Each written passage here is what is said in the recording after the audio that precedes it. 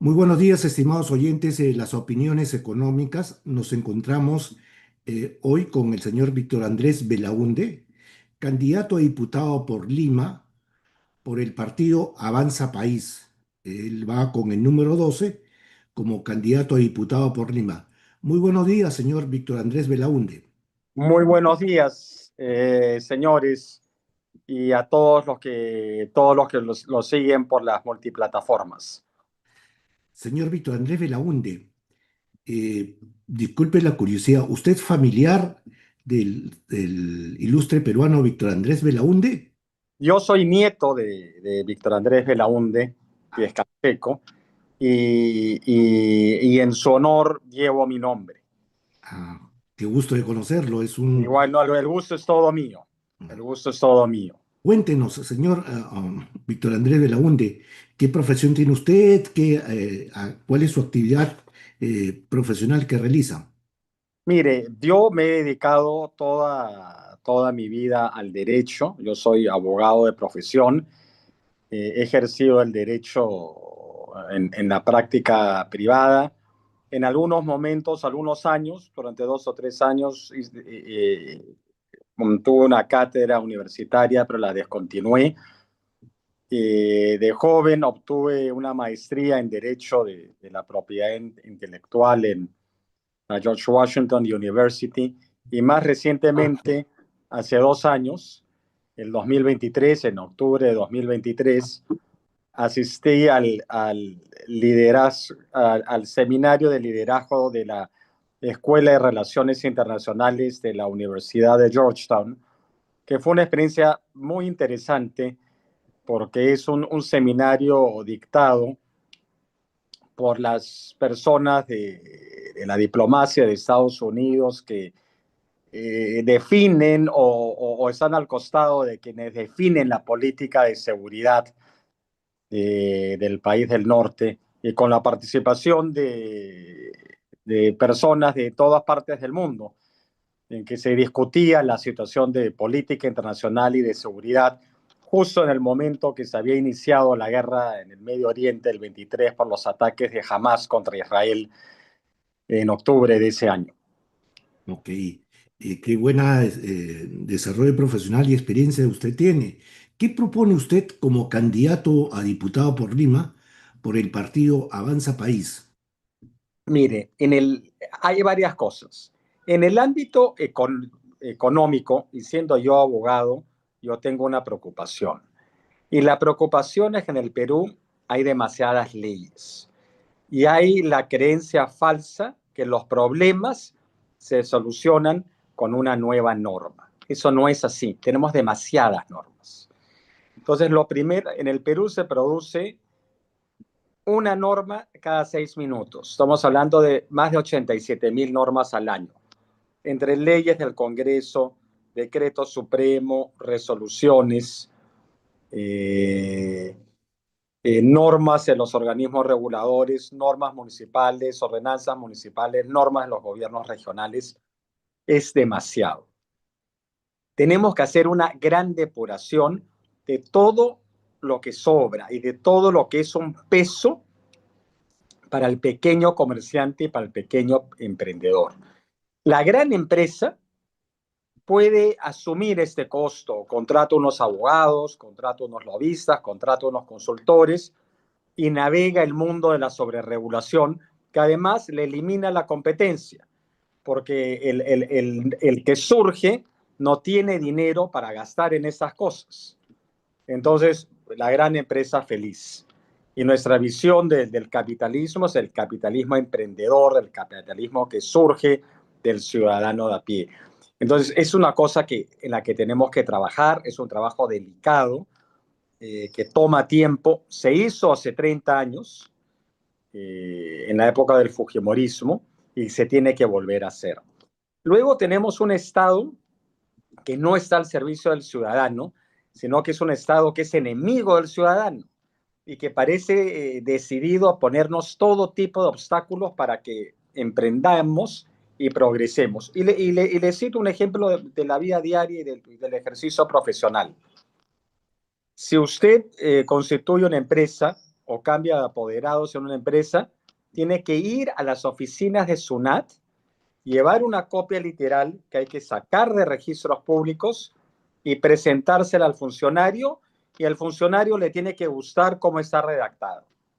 Y eso, en el fondo, además de ser ilegal, impone un terrible costo a los pequeños empresarios, a los emprendedores, a los ciudadanos, cuando lo único que tiene que hacer la SUNAT es interconectarse con registros públicos, como lo ordena la ley, y ver, la empresa que ha fundado el señor, acá está de gerente general, de acuerdo a ley, el gerente general es el representante, y automáticamente inscribirlo. No, uno tiene que llevar y registrarte ante SUNAT.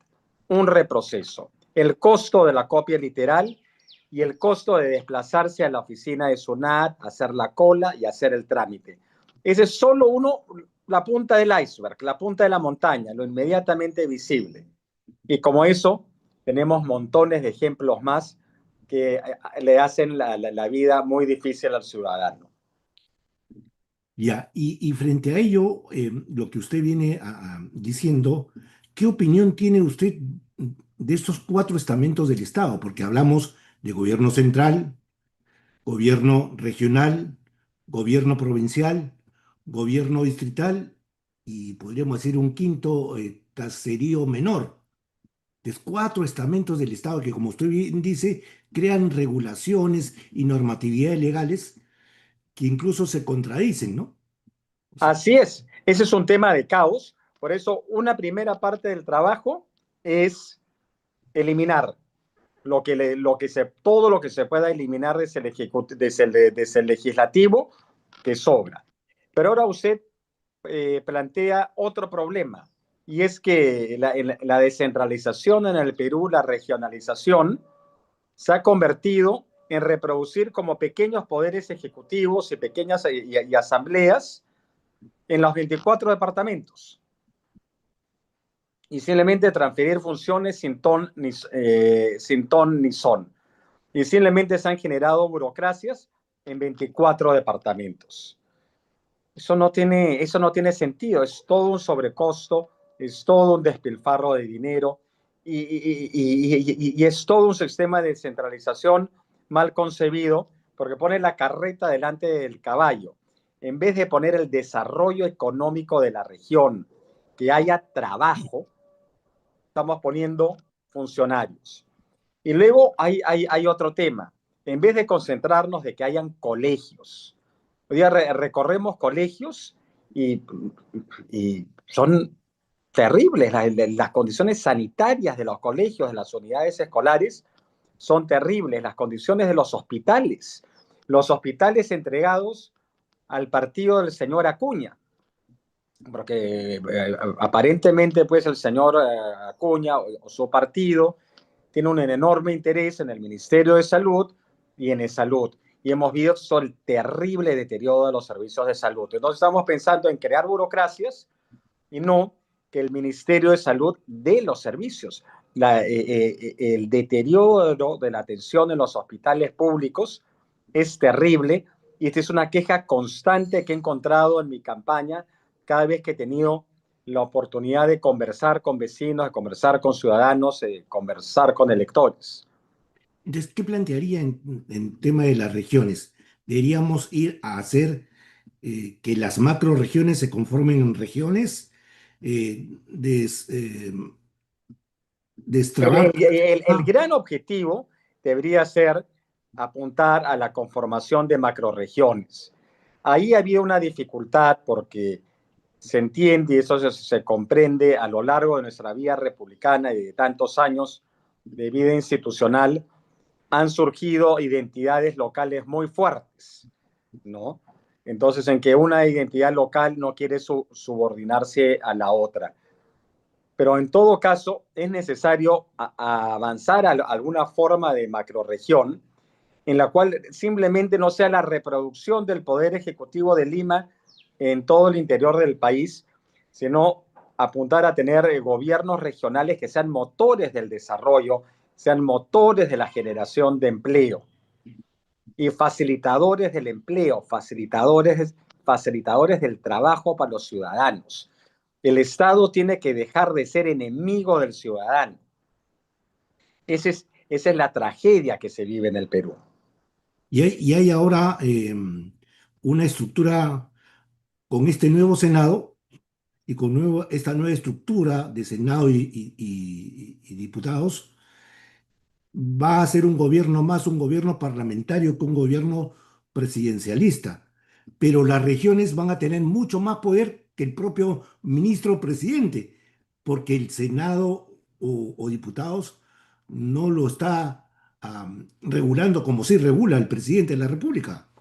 ¿Qué opina? Bueno, acá, como usted bien dice, se está generando una situación inédita en la historia.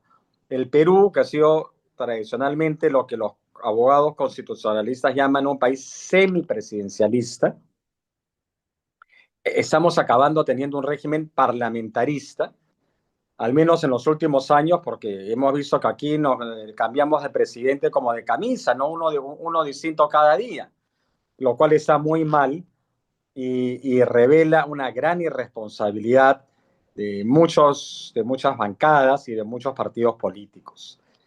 Eh, y Y, que esto trastoca el sentido del régimen constitucional. Pero sobre eso yo pensaría cuáles son las motivaciones de los grupos políticos que han impulsado esta inestabilidad. Hay algunos que ven pues el Estado como un instrumento para sus negocios educativos y se sí, trafica con la esperanza del pueblo, con la esperanza de la clase trabajadora de ofrecer una educación que no tiene calidad y eso se protege desde el Parlamento por partidos políticos que están alrededor de negocios personales vinculados a la educación. Eso es una situación sumamente grave. y formando un capital humano que no tiene capacidades competitivas en un mundo global que requiere tener capital humano bueno para que puedan atraer las inversiones. Porque cuando yo vengo a un país que tiene recursos naturales, también necesito tener un país con menos regulación y con un capital humano preparado, porque Claro. si no, ¿de dónde me trabajan? Pero hay algo terrible en todo esto. Hay esta, este, esta defraudación, digamos, de las esperanzas de tanta gente que con muchísimo esfuerzo paga las pensiones de estas instituciones educativas.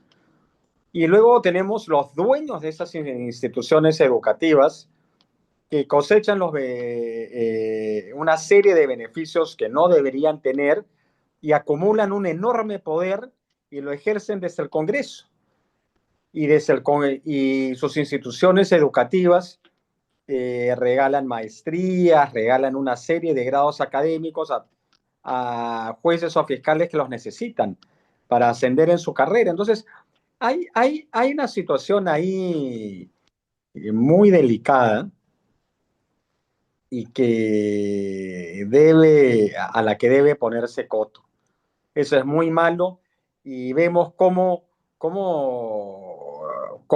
la actuación política que hemos visto en el Perú los últimos meses ha estado secuestrada entre unos que simplemente son irresponsables y que creen que por tener la moral de su lado pueden hacer lo que les da la gana sin pensar en las consecuencias, y otros que simplemente son mercenarios.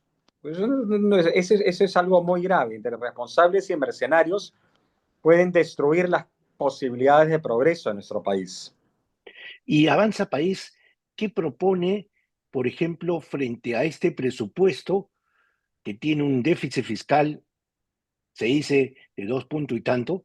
Para algunos es pequeño, para otros analistas lo vemos con preocupación, mucho más cuando ha habido normas de exoneraciones tributarias que este Parlamento en 5 años ha hecho tremendamente y que no va a poderse cumplir con esas iniciativas de gasto.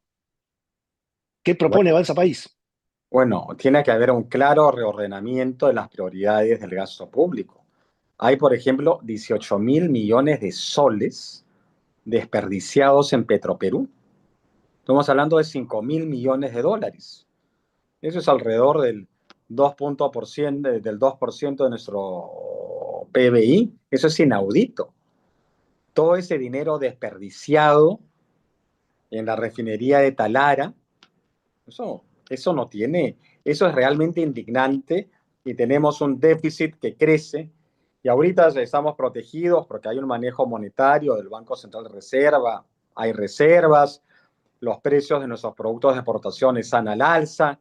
Entonces, por ahora estamos guarnecidos de los efectos de tanta irresponsabilidad, pero eso es algo que tiene que terminarse. Pero yo le digo, una cosa que va a ayudar a eso es levantar el peso de la sobreregulación, quitarle ese plomo a los pequeños comerciantes, a los pequeños emprendedores, a los pequeños empresarios, a las pymes, que son las grandes generadoras de empleo. Luego hay que facilitar la generación de los primeros trabajos, de los primeros empleos para los jóvenes, en especial en las pequeñas y microempresas, que evidentemente no pueden tener los mismos regímenes que las grandes empresas. O sea, ustedes Todas estas cosas van a plantearían, ayudar al crecimiento y por ende a la recaudación tributaria. ustedes plantearían entonces una reformulación de toda la política tributaria en el país. Mire, más que una reformulación de toda la política tributaria en el país, los impuestos básicos ya son conocidos por todos.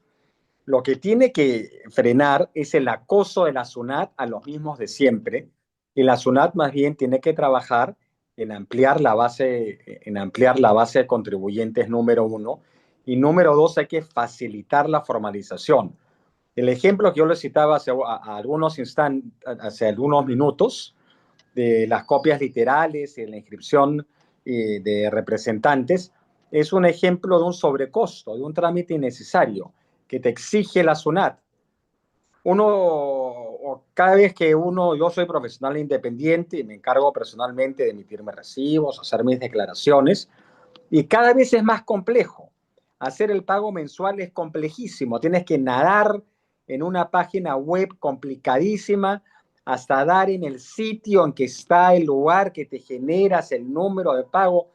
Es una cosa diseñada para que no puedas cumplir la norma y por ende para que te puedan multar y que el Estado recaude más. En vez de darte las facilidades y que sea lo más sencillo posible cumplir, es lo más difícil cumplir. La idea es que cumplir sea fácil.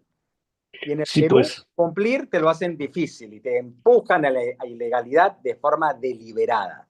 no, y incluso no están formalizados, pero a veces pagan mucho más impuesto que el que está formalizado. Caso de los taxistas. Un taxista que llena su tanque con 130 soles está pagando alrededor de 20 soles en IGB, pero Claro, ese IGB no lo recupera. En cambio, la empresa formal eso lo tiene como crédito fiscal y lo recupera al vender su producto o servicio, pero el taxista no, lo tiene como un costo. exactamente. Ahí usted ha citado un ejemplo que no se me había venido a la cabeza, pero justamente es ello. La SUNAT, en vez de buscar salidas para la formalización de las actividades económicas de las personas, no le interesa. Solo busca mecanismos para recaudar y sancionar, y no pensar cómo vamos a formalizar. ¿Cómo formalizamos a ese taxista, a ese conductor de Cabify, Uber o cualquiera de los otros aplicativos sin generarle algo que sea prohibitivo? Efectivamente, esa persona gasta en IGB, gasta en el mantenimiento de su auto un horror de plata y no tiene cómo recuperar ese dinero, lo Y es cual es, injusto, ¿no? lo cual es profundamente injusto. Entonces esa persona pues se queda en la informalidad. Y es un gran contribuyente porque está gastando como 20 soles diarios Claro, multiplicado por mes. Es, podría con eso pagar su seguro social o un así es, seguro de está vida. pagando 600 soles al mes en IGB y no se le ha diseñado ningún mecanismo verdaderamente pensado en el ciudadano para que pueda tener acceso a beneficios sociales. Y cada vez, por ejemplo, con el tema de las AFPs y de los independientes, se generan o se inventan o crean sistemas de aportes que no están pensados en el ciudadano, sino están pensados en la empresa. Es una cosa que está profundamente errada. Se tiene que pensar, nosotros somos un partido de derecha democrática, que estamos enfocados en el ciudadano, tenemos que pensar en lo que el ciudadano necesita, no lo que el banco necesita, no lo que la AFP necesita, no lo que la gran empresa necesita, sino lo que el ciudadano necesita, y no lo que la SUNAT necesita. Ya, y frente a ello que usted está planteando de que el ciudadano es el ciudadano y por cual el Estado debe velar por el ciudadano, en ese esquema de libertad, usted decía, por ejemplo, el caso de Petroperú. Hoy, lamentablemente, el mundo ha entrado en una situación de conflicto mundial y uno de los problemas que va a haber es en el precio del petróleo. Este, las instalaciones de Talara, según dicen, que es una de las mejores instalaciones de Latinoamérica. ¿No habría ahí alguna forma de que el Estado, dentro de su criterio, empiece a atraer capitales o el Estado promueve el crecimiento para poner en mejor uso esa planta de Talara? Porque hoy va a haber, ahorita Talara no trabaja un 100%. En cambio, si se hiciera trabajar al 100%, podría tener puntos de equilibrio o llegar a los puntos de equilibrio y generar beneficios a la empresa Petroperú. ¿Qué opina usted?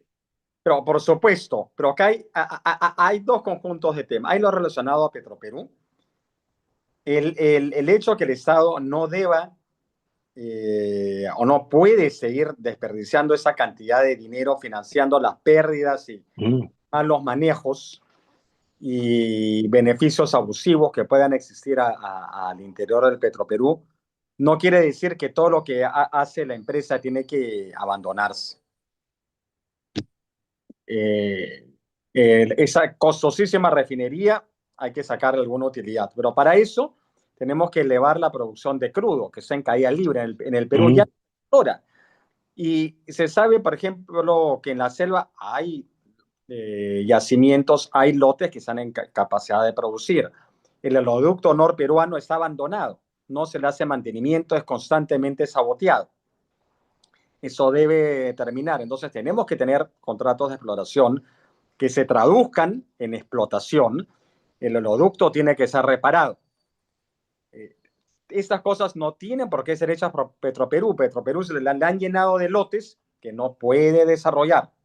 Otra cosa, otra responsabilidad que cae sobre Petroperú, que es muy importante, es abastecer de combustible a las zonas de frontera, en especial en la Amazonía.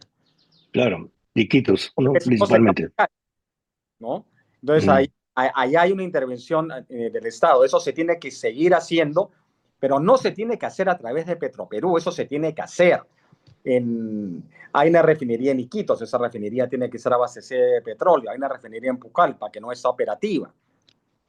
Estas refinerías tienen que estar operativas, tienen que servir combustible y tiene que llegar combustible a todas las zonas de fronteras del país. Y el Estado tiene que encargarse de que ello suceda. Pero no necesitas perder 18.000 millones de soles para eso. Eso lo puede hacer el privado a través de distintos mecanismos con la intervención del Estado para asegurar que el precio, que no haya un incremento en el precio en esas zonas alejadas del país. Eso se llama en la Constitución, que está previsto el rol subsidiario del Estado en la economía. O sea, hay un rol del Estado en la economía. No es el de hacer empresa, es el rol subsidiario. Entonces, cuando tienes una situación como esta, que cómo hacemos para que haya combustible en la zona de frontera al mismo precio que el resto del país, bueno, el Estado ahí puede actuar a través de diversos mecanismos. Y todo eso permitiría que se cumpla la misión de Petroperú sin incurrir en esa pérdida de 5.000 millones de dólares, ¿no? Claro. Y aparte de estas empresas públicas de Petroperú, ¿qué opinión usted daría con respecto a una empresa que no pierde dinero como Sedapal? ¿Qué es lo que habría que hacer? Porque Sedapal no pierde dinero, gana, tiene utilidades.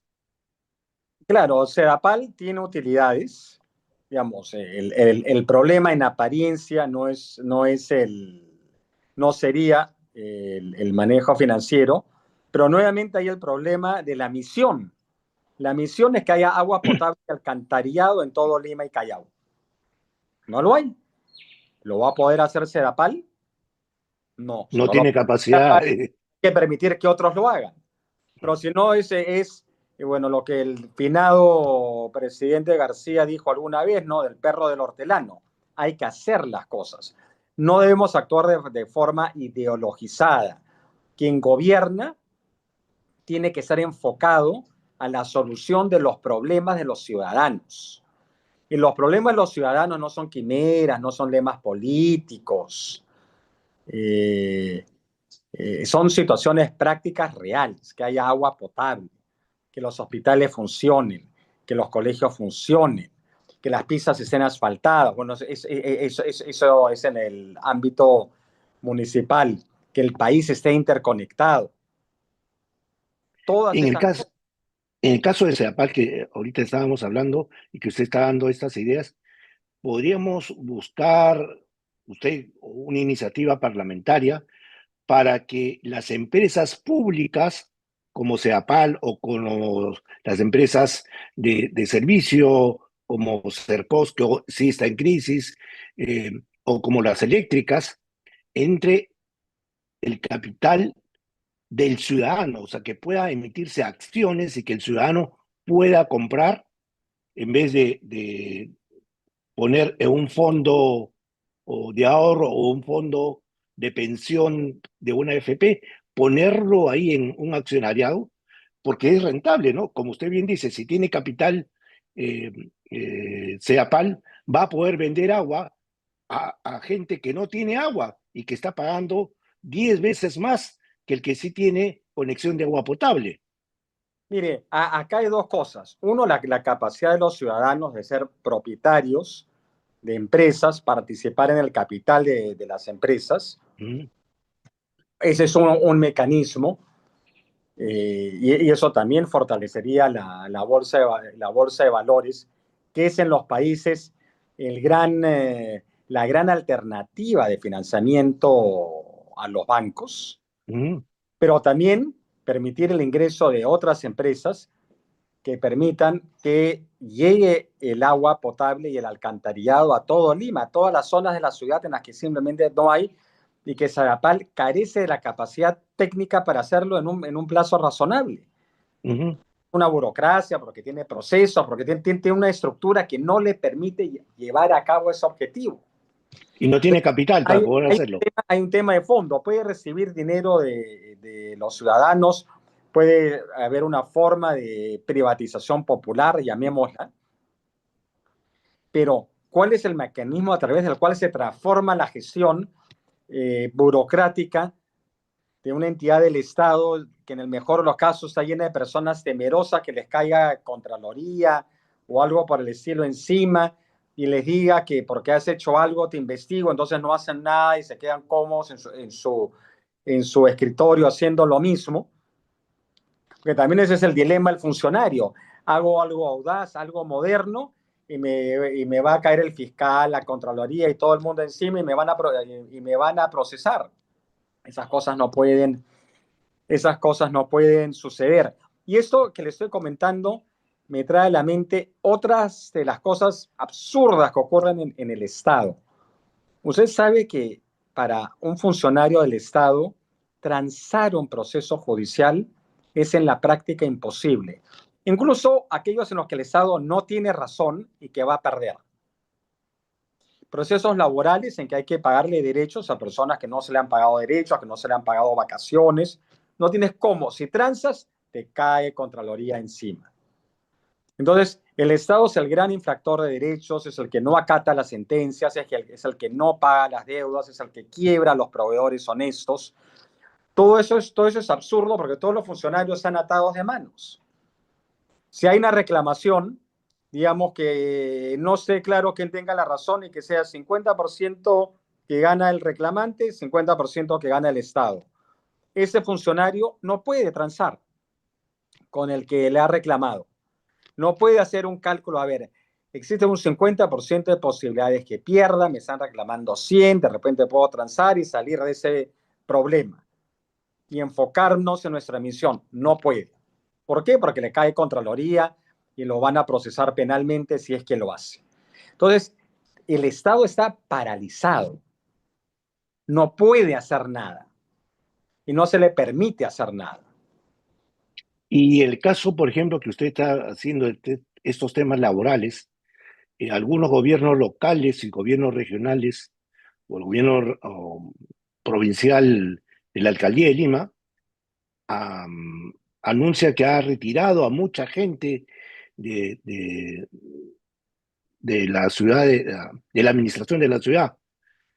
Pero esos procesos han sido tan rápidos o al fin y al cabo esto está en un proceso de reclamación. Bueno, habría que, en el caso de la Municipalidad de Lima, habría que preguntarle al alcalde candidato o al alcalde en ejercicio qué ha sucedido con los derechos laborales de las personas separadas. Esperemos que hayan sido respetados, pero el Estado es el gran violador de derechos. El Estado es el que tiene a buena parte de su fuerza laboral sin ningún derecho con los llamados contratos administrativos de servicios, que no están en planilla, que no reciben pensión, que no tienen Los seguro, CAS, ¿no? que no tienen vacaciones, que no tienen nada, de nada, de nada, de nada. Sí. Y que hacen funciones incluso específicas, no de asesoría, sino de funciones operativas, y Así los es, contratan bajo el mecanismo de CAS. así es. Entre otras razones porque también volarían el presupuesto. Entonces tenemos toda una esquizofrenia burocrática. Es tan absurdo el sistema normativo que que no lo cumple, ni el propio Estado lo cumple. Ya. Por eso una de Va, las propuestas de Avanza País es, se dice mucho flexibilizar, pero eso es una palabra que se ha maltratado mucho. Más bien yo diría de establecer genuinos derechos laborales para los ok. ciudadanos, para los que recién empiezan su carrera, etcétera, etcétera. Ya. Hemos tocado el tema tributario. En el tema de monetario, ¿respetarán las decisiones del Banco Central de Reserva? Pero, mire, por supuesto, una gran fortaleza de nuestro sistema constitucional, nuestro sistema económico, es la autonomía del Banco Central de Reserva y que el Banco Central de Reserva, más allá del prestigio de su actual presidente, tiene funcionarios de primer nivel que desarrollan su misión y que una de las razones por las cuales lo puedan hacer es porque están fuera de toda la normativa que regula al resto del Estado.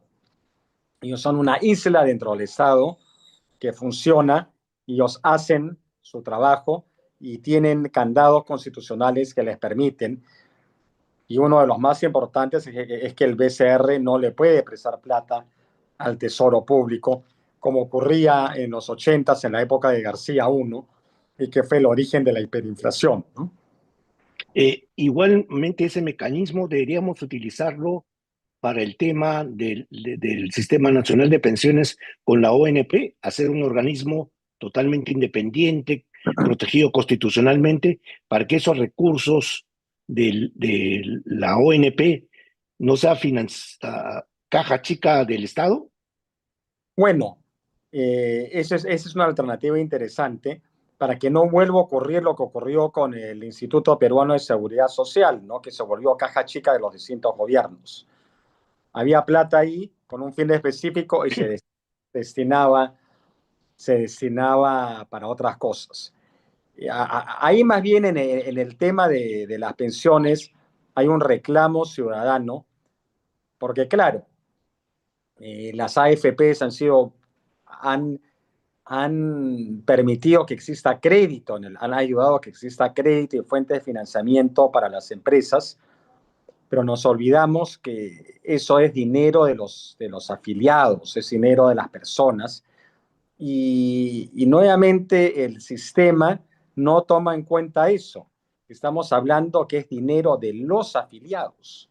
Tenemos situaciones absurdas en que de repente un afiliado tiene una deuda, eh, eh, tiene una emergencia, digamos, es un afiliado que tiene 45 años, le falta 20 años más para jubilarse. Dice, a mí qué me importa que me voy a jubilar o que voy a tener una pensión dentro de 20 años. Yo tengo que operar a mi hijo mañana. ¿Qué hago? Entonces, el sistema no prevé salidas, no prevé que las entidades, que los bancos, que las AFPs generen productos financieros para atender ese tipo de necesidades, y no lo prevé porque cuando se han redactado las normas no se ha pensado en el ciudadano, se ha pensado en la empresa. Entonces, eso es algo que está mal. Nosotros no compartimos nada con el marxismo. Y el sistema privado de pensiones ha traído enormes beneficios para el país.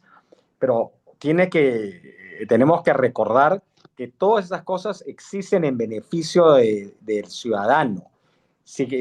Nosotros somos una derecha popular y democrática que queremos que se respete el derecho de propiedad de cada ciudadano, que puedan acceder a sus ahorros cuando así lo necesiten.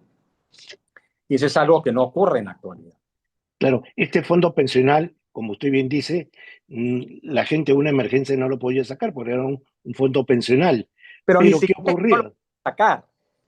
Digamos, finalmente, un profesional financiero, si está pensando menos en los resultados de la empresa para la que trabaja y más en servir al ciudadano, entonces, entonces otra sería su actitud. Claro, pero esos fondos que obtenían vía el descuento que le hacían a los trabajadores, lo utilizaban para invertir en empresas ligadas a su grupo económico. ¿Eso es derecha o es mercantilismo? Mire, en general, las inversiones, yo diría que el problema no ha ido tanto por en qué cosas se invertía el dinero, sino por la capacidad del ciudadano de sentir que la plata es suya y que si tiene una emergencia, ese dinero lo puede ayudar de alguna manera a sobrellevarla. Eso Claro, no. puede ser Entonces, un fondo como un fondo de garantía, ¿no? el ciudadano siente, bueno, no, esa plata está ahí, pero sabe Dios si algún día la podría recibir. Claro, o como una garantía para poder él, ante la emergencia, poderse prestar de una entidad financiera y darle el Créditos dinero. razonables con intereses que no se coman toda su cuenta previsional. Porque Con finalmente intereses, es plata que claro, está en el sistema y que está ahí y que debe claro. rendimiento para pagar la deuda. Entonces, todas esas cosas se pueden crear si hay un verdadero interés de servir al ciudadano. Entonces, porque ahora incluso ha habido graves problemas, porque muchos ciudadanos ya retiraron su dinero y les queda muy poquito, pero van a entrar ya en edad de jubilación, porque ya ha Ah, habido retiros de la AFP. ¿Y cómo van a poder pasar su vejez si ya no tienen fondos? bueno, es que nuevamente es porque no se han planteado verdaderas alternativas para este problema. ¿Y qué Entonces, plantea Avanza País? yo ciudadano y mejor yo chapo eso de una vez, no vaya a ser además que venga un gobierno demagógico de izquierda y me lo quite. Ese es otro factor. Entonces, ante esta situación, qué plantea Avanza País para reformular el sistema de pensiones en el Perú? Bueno, han habido unas reformas importantes a las leyes del sistema de pensiones.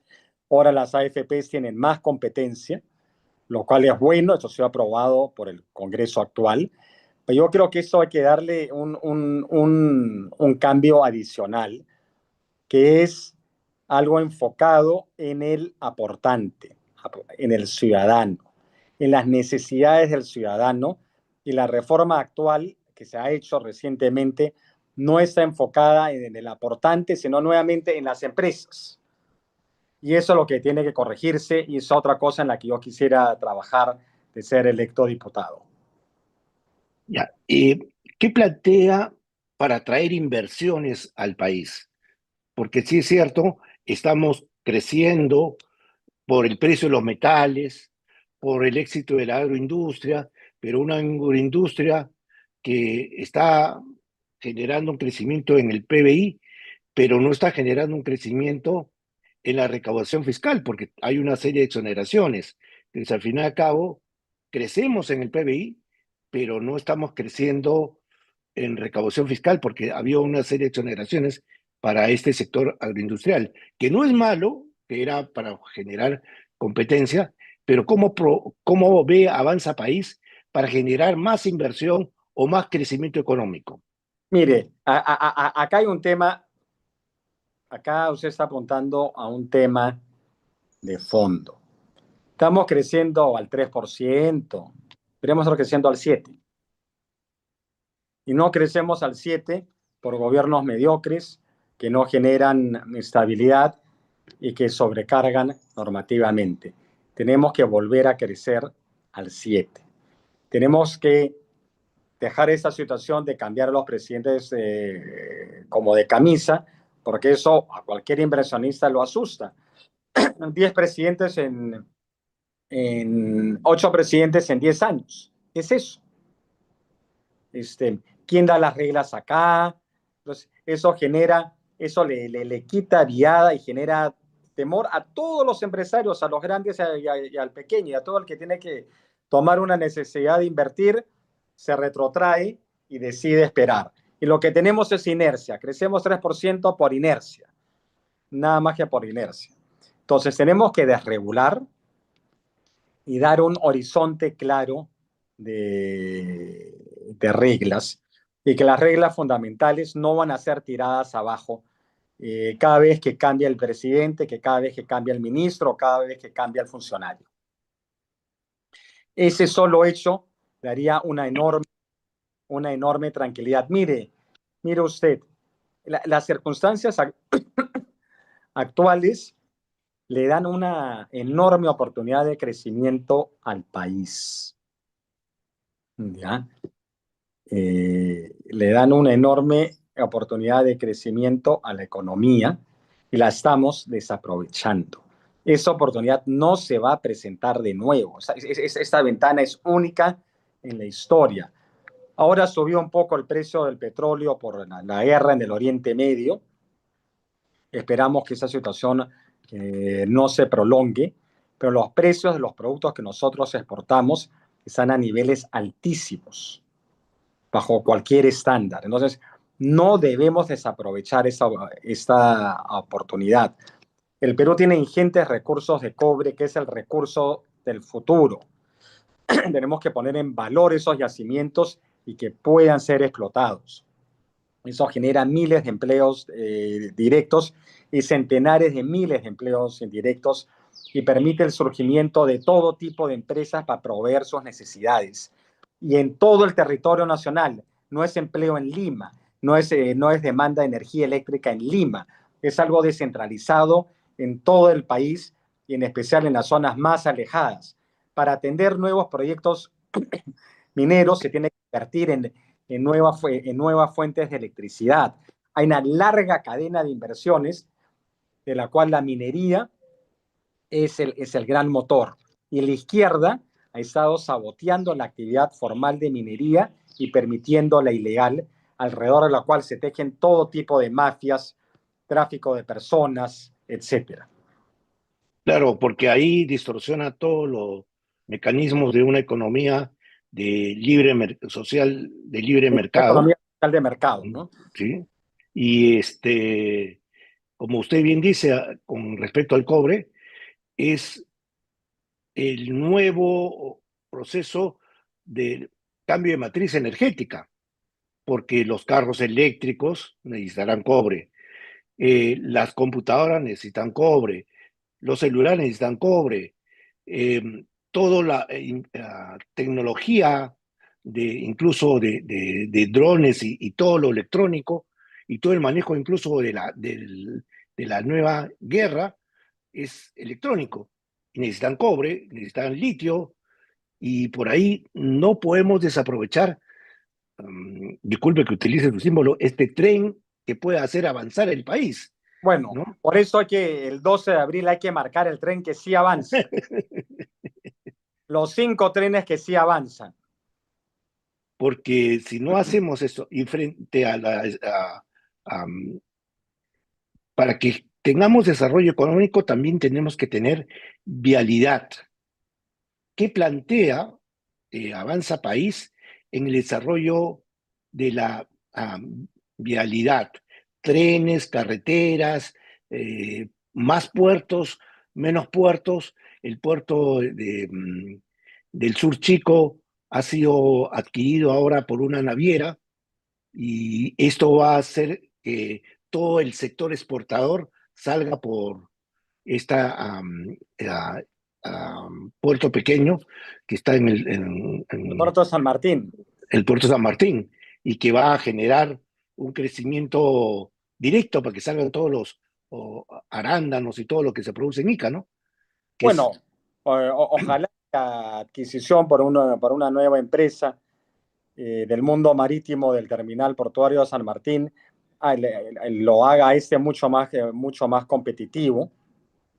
Tenemos el puerto de Chancay, que se ha vuelto el foco de toda una competencia geopolítica, ¿no?, entre China y Estados Unidos, y ha sido un estimulante para que los Estados Unidos apoyen al Perú en el desarrollo y modernización de la base naval del Callao. Y luego es necesario invertir en todos los aspectos, desarrollar los proyectos mineros del norte y del sur, se verían enormemente viabilizados por inversiones ferroviarias para poder bajar y permitir todo el enorme movimiento de materiales que implicarían. Entonces, estas inversiones son fundamentales. Para ello tiene que haber un marco político ordenado y estable, porque nadie va a invertir si seguimos cambiando de presidentes con camiseta y los gabinetes van y vienen, los presidentes van y vienen con total irresponsabilidad y se cambian simplemente porque algunas bancadas parlamentarias pueden hacerlo, ¿no? Como para demostrar yo mando acá. ¿no? Y sí creo que debemos tener una visión de ser un país estrictamente exportador, porque los 35, 40 millones de habitantes no es un mercado para lo que debemos aspirar. Debemos aspirar, ya que tenemos el puerto de Chancay, el puerto de San Martín, si se puede hacer Coiro, poder ser el país de la exportación, porque si no, no vamos a crecer. No, así es, evidentemente, y debemos aprovechar las circunstancias de competencia entre Estados Unidos y China y sacarles el máximo beneficio, sin ser peón de nadie. Ahora, a mí sí me preocupan, las empresas chinas son empresas controladas por el Estado chino y sometidas a los mandatos del Partido Comunista Chino, entonces hay que verlas con prudencia, pero igualito debemos sacar el máximo provecho del interés de la inversión china en el país. Ok, entonces, don Víctor Andrés Belaúnde, ¿cuáles serían los puntos fundamentales por el cual el ciudadano de Lima tendría que marcar el tren de Avanza País y escribir el número 12 en diputados? ¿Qué es lo que usted propone en los 5 pilares fundamentales de su campaña?